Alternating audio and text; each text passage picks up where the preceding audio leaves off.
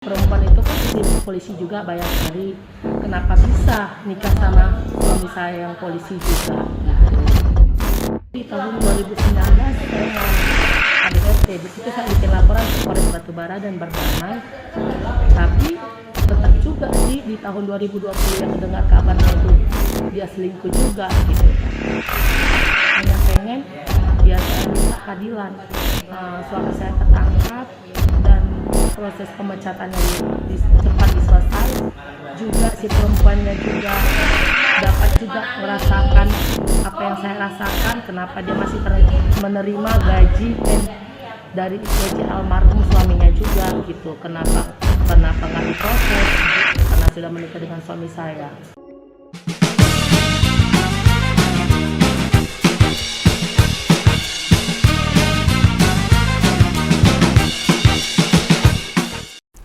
Selamat siang Tribuners, hari ini kembali lagi bersama saya Joy Silvana Aritonang di program acara Speak Up, Bicara untuk Kebenaran. Hari ini saya akan membawakan sebuah kasus yang cukup viral di Medan, bahkan di Indonesia, di mana seorang oknum polisi yang tega menelantarkan anaknya, menyelingkuhi, bahkan menganiaya istrinya sendiri. Saat ini saya sudah ditemani oleh istrinya, yaitu Ibu Tanti Siagian. Selamat siang Ibu. Selamat siang Mbak. Apa kabar? Baik Mbak. Baik, tadi perjalanannya gimana sampai ke sini? Cukup melelahkan lah, tapi untuk menuju ke sini berjuang. Oke Ibu, boleh diceritakan nggak gimana kronologi dari kasus yang menimpa Ibu? Di tahun 2015 kami menikah kan Mbak. Ini awalnya mengenai PNS. Dia mengajak nikah saya bilang tunggu selesai dulu pengurusan CPNS saya. Tapi dia tetap juga ngajak pernikahan itu, ya mau nggak mau terjadi lah gitu kan Mbak. Dan kami memiliki 2 orang anak.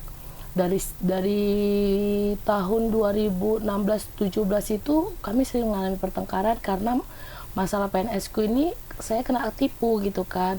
Seharusnya yang stres itu kan orang tua saya, karena pengurusannya kan kami membayar gitu. Benar. Kan Mbak.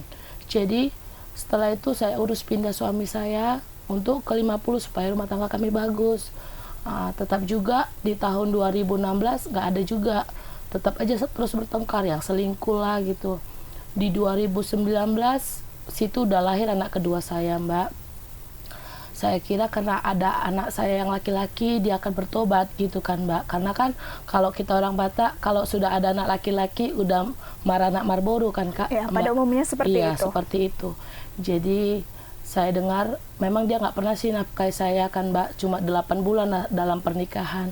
Tapi saya tidak ada mikirkan itu Mbak. Saya mikirkan ya udahlah, intinya dia jadi suami yang baik aja gitu kan Mbak ke anak-anak saya. Jadi saya dengar, saya lihat dia ada transfer ke mantannya SMA. Saya bilang, kenapa sih kamu bisa transfer ke sana sementara nafkah anak aja nggak pernah kamu nafkahi? Aku bilang enggak, ini alasan pembelian kue gitu kan Mbak. Jadi ya udahlah, saya ngomong sama teman SMA-nya, ya udahlah, nggak saya pay lagi kan, nggak saya lanjuti. Tapi masalah KDRT yang saya dipukulinya itu sampai dikuncinya itu saya laporkan Mbak di tahun 2019 di Polres Batubara.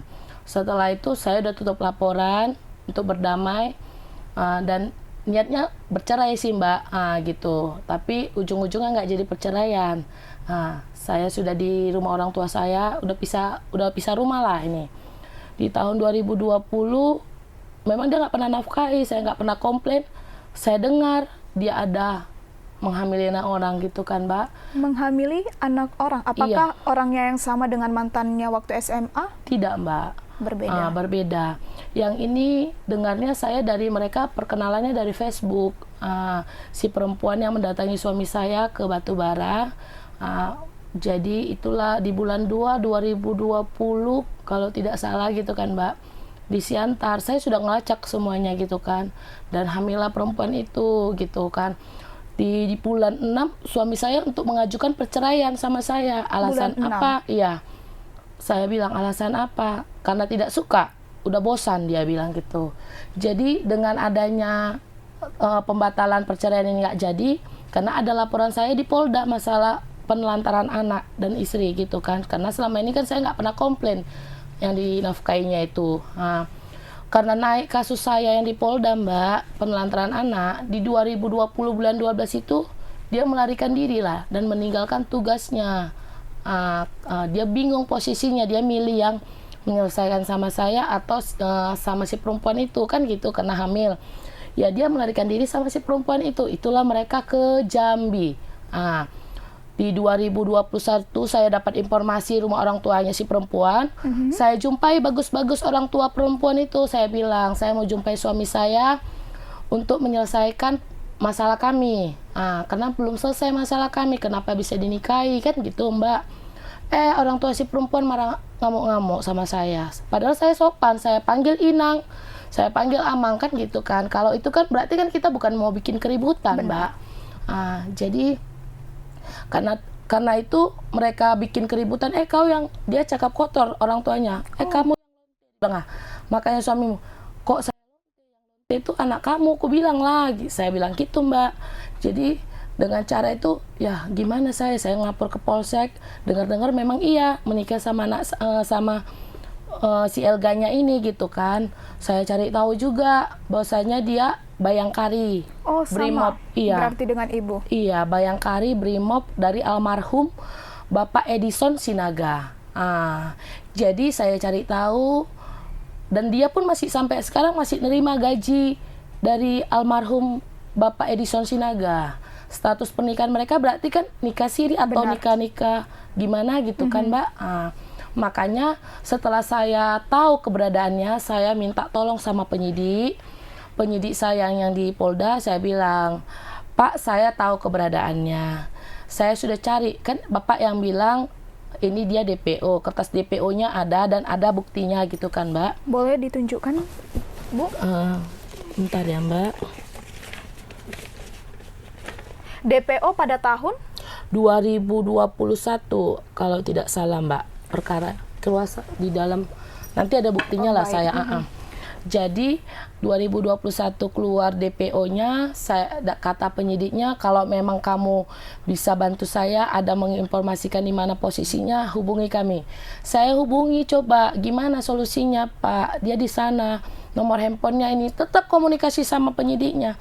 Tapi si penyidik, bapak penyidiknya bilang, oh iya nanti ya, masih pokoknya lambat lah prosesnya gitu kan. Nanti banyak ada kerjaan yang inilah yang itulah gitu kan. Di posisi ini saya bingung, saya mau lapor kemana kan gitu. Benar. Mbak, saya mau minta tolong sama siapa gitu. Kenapa masalah ini nggak selesai-selesai. Memang di Polres Batubara suami saya sudah PTDH. Tapi PTDH surat SK pemecatannya kan belum saya terima. Itu kan masih rekomendasi PTDH. Kalau boleh tahu, Bu, dia di PTDH karena apa? Karena meninggalkan tugas, Mbak. Desersi? Iya, karena dia tidak masuk selama dari bulan tahun 2020 bulan 12 sampai sekarang tidak pernah masuk kerja gitu, Mbak. Jadi bagaimana dengan kasus yang Ibu laporkan, yaitu penganiayaan dan penelantaran anak? Apakah sudah diproses atau mandek? Mandek gitu aja berhenti karena buktinya saya tahu keberadaannya. Saya bilang sama penyidiknya, gimana Pak? Kita ke sana, saya sediakan mobil semuanya, pokoknya kita bisa nangkapnya gitu. Tapi selalu ada alasan, yang bilang sibuk lah, yang inilah, yang komandannya ganti. Saya bingung, saya mau lapornya sama siapa sih, Mbak? Kan gitu, saya mau minta keadilan. Saya mau minta keadilan, suami saya cepat pemecatannya, dan gitu kan, Mbak. Dan mereka cepat tertangkap, si perempuan juga diberhentikan masalah gaji dari almarhum suaminya. Itu yang saya minta, Mbak, karena kenapa saya sampai se-emosi ini, Mbak?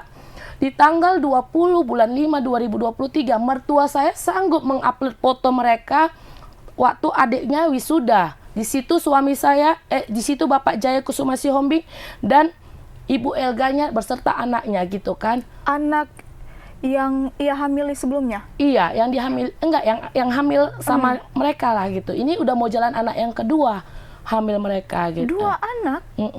Sejak tahun 2020? 20. Ini udah mau jalan anak kedua lagi hamil lah perempuan itu. Bagaimana ya, Bu, dalam Usia pernikahan Ibu dari tahun 2015 hingga saat ini ya, kita bilang Iya. belum ada cerai dan dinafkahi hanya 8 bulan. Bagaimana Ibu bisa bertahan dengan posisi seperti itu? Saya bertahan ini kan, Mbak. Waktu suami saya lari ke Jambi, saya dengar di Pekanbaru dulu pertama awalnya, sekarang udah di Jambi kan. Saya kan di situ saya masih status Bayangkari. Benar. Saya memohon sama Ibu Bayangkari. Seumur hidup saya belum pernah nerima uang arisan Bayangkari.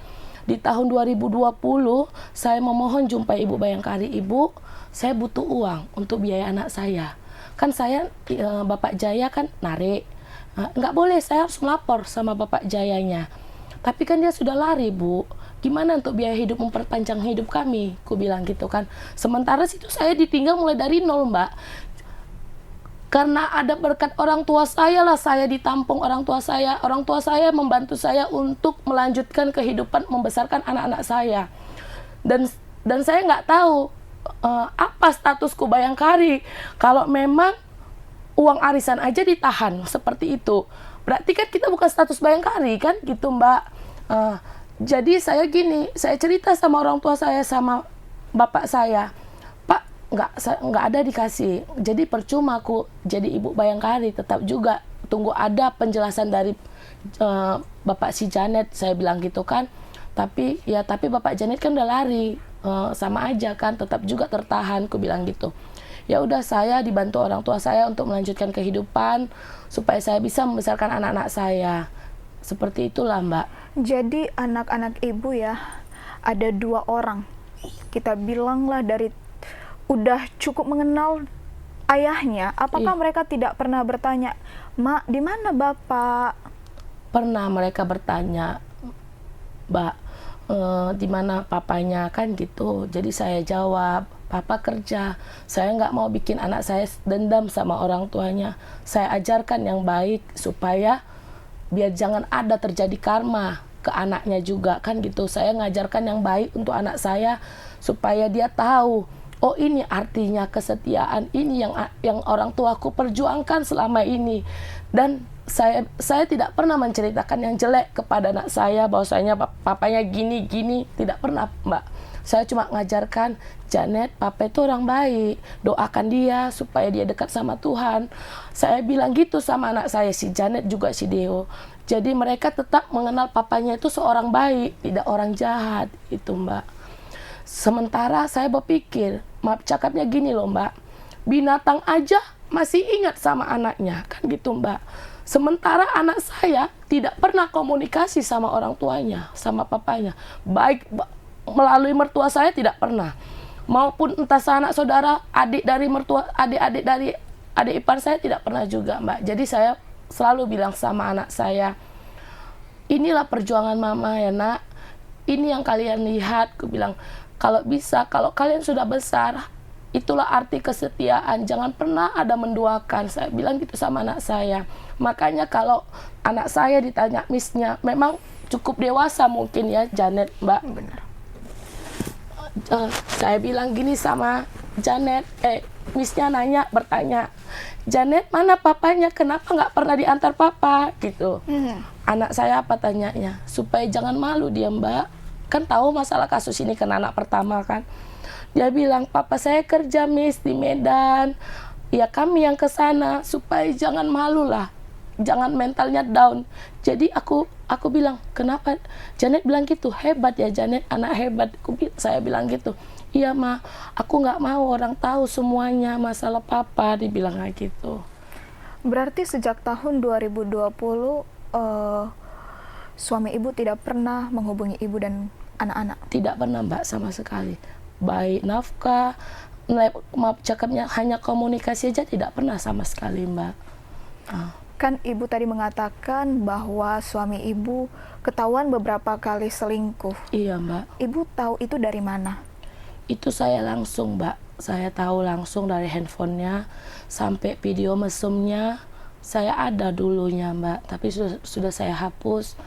Yang dia sama perempuan saya ada. Dan chat dia sama perempuan juga saya ada. Pas kebetulan dia lagi tidur ya saya dapat bukti-buktinya itu semua, Mbak. Boleh tunjukkan Mbak kalau ada bukti-buktinya? Buktinya ini Mbak, yang dari foto ya Mbak. Ini Mbak. Ini. Jadi ini foto perselingkuhan suami ibu dengan wanita lain. yang berbeda-beda. Wanita yang berbeda-beda. Ini di klub ya Bu? Ini di klub kayaknya Mbak. Bukti chat? Bukti chat ada nanti Mbak. Saya ini. Berarti bukti chat pun sudah ada. Bagaimana Ibu ketika pertama kali mengetahui kalau suami Ibu itu ternyata sudah selingkuh di belakang Ibu?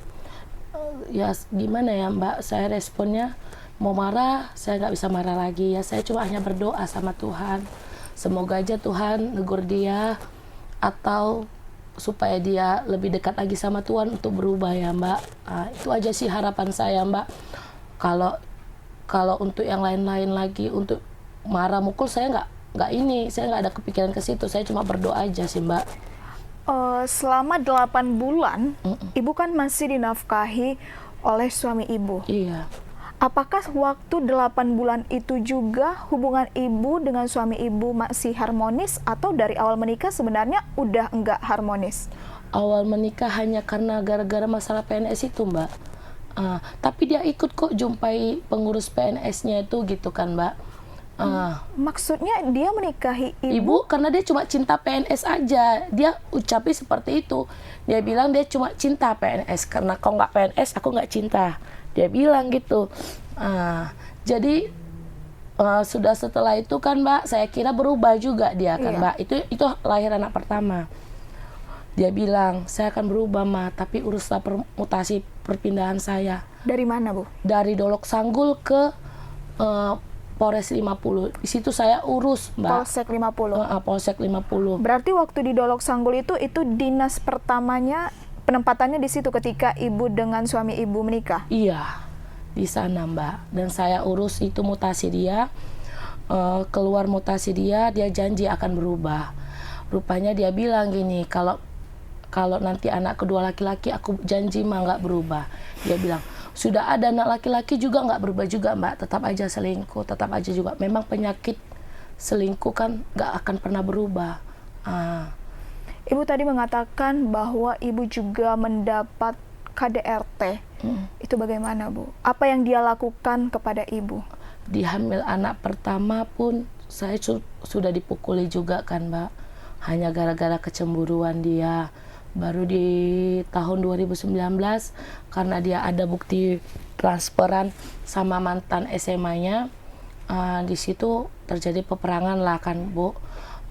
Dia caranya itu dia kunci rumah, dia habis mukuli saya. Ya saya membela diri lah Bu.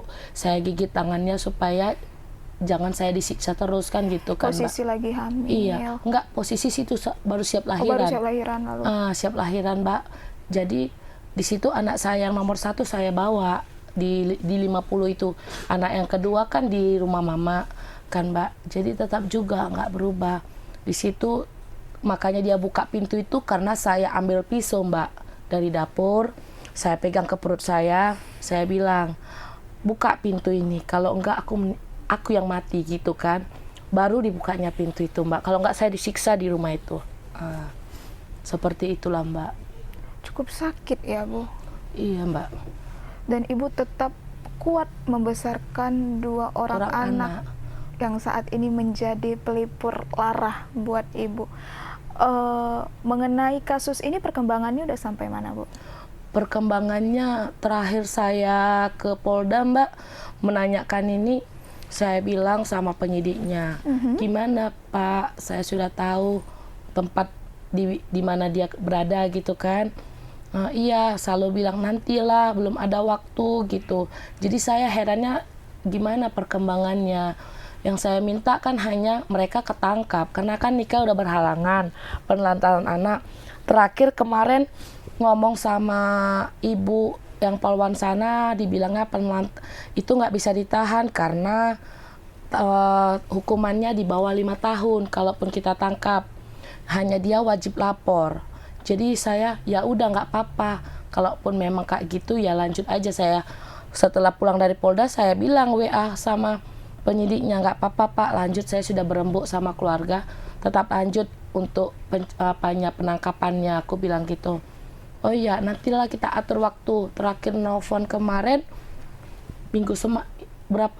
hari apa gitu Mbak, minggu semalam atau hari Senin setelah naik viral ini kan kasus ini, telepon dia, penyidik bilang bulan 7 atau bulan 8 kita gerak nangkap, dia bilang bapak penyidiknya. Berarti sejauh ini suami ibu masih DPO? DPO Mbak. Tapi ibu sudah berusaha ya mengasih informasi Iya, di mana keberadaan suami ibu. Bahkan nomor handphonenya saya sudah kasih sama polisi. Saya sudah kasih bukti keberadaannya di mana, karena kan saya harus bayar mata-mata saya yang di sana kan gitu. Tiap bulan saya harus ngasih uang ke sana supaya ngasih informasi, karena gitu seperti yang diajarkan penyidik saya, cari mata-matamu di sana untuk menginformasikan tentang suamimu. Setelah udah saya cari, tapi nggak juga kunjung untuk ditangkap gitu Mbak. Malah masih berkeliaran di sana. Itulah yang terakhir bisa dia ke Jakarta untuk acara wisuda adiknya gitu Mbak. Ke Jakarta bersama selingkuhannya? Iya, sama anaknya gitu. Wah, luar biasa ya. Dan keluarganya juga semua mengupload foto mereka. Mereka nggak mikirkan mental anak-anak saya. Benar. Dia mertua saya, Ibu Jentina Silaban tidak memikirkan mental anak saya dan tidak memikirkan apa kata orang. Kan kami belum bercerai Mbak. Iya. Statusnya kami belum bercerai. Tapi pengakuan mertua saya ini, Ibu Jentina Silaban, pengakuan sama orang sudah bercerai. Surat cerai aja belum ada. Padahal itu tidak terbukti sama sekali. Tidak ada sama sekali. Belum ada cerai. Iya. Jadi setelah kasus ini viral, Bu, apakah tidak ada inisiatif dari pihak suami ibu, entah bernegosiasi kepada ibu mengenai jalan keluar kasus ini? Tidak ada Mbak. Setelah saya dengar masalah pernikahannya, saya minta tanya sama keluarganya, adik mertua saya. Apa dibilang adik mertua saya? Ya biasa, polisi beristri 2, kata adik mertua saya. Jadi Inang bisa polisi nikah beristri 2. Iyalah, makanya kau bagus. Makanya nikah kau, digitui adik mertua saya, Ibu Nurlinda Silaban. Apakah ibu ada introspeksi kepada diri sendiri? Karena kan kalau dari kasus seperti ini ada selingkuh, biasanya Karena ada sesuatu, iya. gitu. Saya sudah introspeksi diri kan Mbak. Hanya karena masalah PNS ini sih Mbak, mereka seperti ini. Bukan karena apa-apa. Maaf cakapnya, saya cuma mencari duitnya Mbak. Saya juga mencari nafkahnya untuk membantu suami saya. Tapi tetap aja dibilangnya, kan saya agen asuransi Mbak. Jadi tetap aja dia bilang gini, nggak perlu itu kamu agen asuransi. Saya pengen itu kamu itu PNS, dibilang gitu Mbak. PNS memakai baju seragam. Hanya karena itu sih Mbak, masalah rumah tangga kami hancur dan didukung dengan mertua saya. Mertua saya mendukung perselingkuhan suami saya sampai saat ini gitu Mbak. Maaf agak keluar dari topik ini ya Bu. Dia kan sangat mendambakan PNS ya, ASN. Apakah dengan selingkuhannya yang sekarang ini berstatus sebagai PNS? Tidak Mbak, ibu rumah tangga. Ibu rumah tangga. Oh, jadi kenapa Kalau ya tadi ibu dipaksa? Kalau dia dapat yang PNS, saya salut, saya angkat jempol, karena itu yang idaman dia benar, kan. Benar. Ini tidak, ibu rumah tangga. Dan saya pikir gini, oh mungkin perempuan tuh lebih cantik lagi atau lebih kaya lagi, pikiran saya, karena mikirnya kan suami saya ini kan matre Mbak, mikirnya gitu kan, suami saya matre karena dia bilang memang dia cuma cinta sama saya karena PNS dan saya punya harta orang tua saya punya gitu. Jadi mungkin sama perempuan itu lebih lagi. Saya kesana, saya lihat biasa juga sih Mbak, standar juga kan gitu Mbak. Saya kira juga PNS, padahal bukan gitu Mbak. Setelah kasus ini viral Bu, ada nggak ancaman atau gangguan yang datang kepada pihak keluarga Ibu, karena saat ini kan Ibu tinggal bersama orang tua Ibu? Sampai sekarang belum ada Mbak. Semoga nggak ada Iya. ya, Mbak. Karena kasusnya cukup lama ya Iya, diproses. karena kan kita kan tanda tanya ya, kan salahnya di mana di sini? Benar. Dia sudah hampir 2 tahun lebih. Dibilang sih PTDH, rekomendasi Iya, PTDH. yang saya baca juga dia sudah di PTDH, PTDH, gajinya sudah diputus dari tahun 2021. Tapi SK-nya belum ada saya terima, Mbak. Di situ saya herannya, gimana? Saya mau kemana? Untuk kedepannya saya bingung, saya mau gimana kan gitu. Saya mau bercerai bingung kan gitu. Karena kan saya harus memperjuangkan anak saya. Untuk kedepannya kan gitu, Mbak. Bagaimana tanggapan Ibu ketika pihak penyidik mengatakan bulan 7 atau bulan 8 ditangkap? Apakah menurut Ibu itu tidak terlalu lama?